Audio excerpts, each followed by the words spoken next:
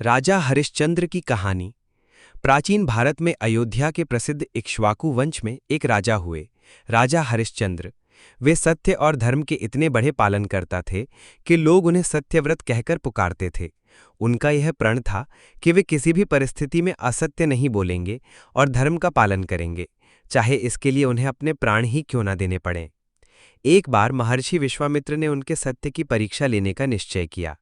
वे स्वप्न में राजा के पास आए और कहा, हे राजन, आपने मुझे दान में अपना पूरा राज्य देने का वचन दिया था। अब वह समय आ गया है। राजा हरिश्चंद्र ने बिना किसी संशय के तुरंत अपना राज्य, महल और धन विश्वामित्र को दे दिया। अब राजा और उनकी पत्नी महारानी शैव्या तथा पुत्र रोहिताश्व राजमहल से बाहर निकल पड़े। विश्वामित्र ने फिर कहा, दान के साथ दक्षिणा भी देनी होगी। राजा के पास अब कुछ भी नहीं था, अतः दक्षिणा देने के लिए उन्होंने काशी जाकर एक चांडाल के हाथों अपने और रानी के श्रम को बेच दिया।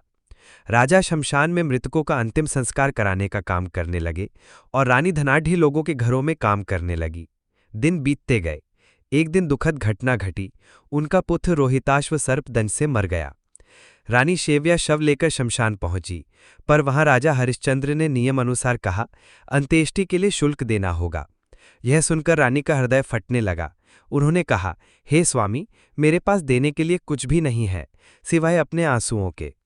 राजा के हृदय में भी वेदना उमड़ आई, पर वे नियम तोड़ना नहीं चाहते थे। तभी विश्वामित्र प्रकट हुए। वे मुस्कुराकर बोले, राजन, आपकी परीक्षा पूर्ण हुई। तभी देवताओं के राजा इंद्र भी आए और बोले, हे हरिश्चंद्र, आपके सत्य और धर्म पालन से त्रैलोक्य प्रभावित है।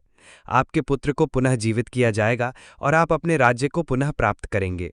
अगले ही क्षण रोहिताश्व जीवित हो उठे और राजा रानी का वैभव लौट आया। राजा हरिश्चंद्र ने अपना जीवन और भी अधिक धर्म पालन में लगाया और यशस्वी हुए। सीख।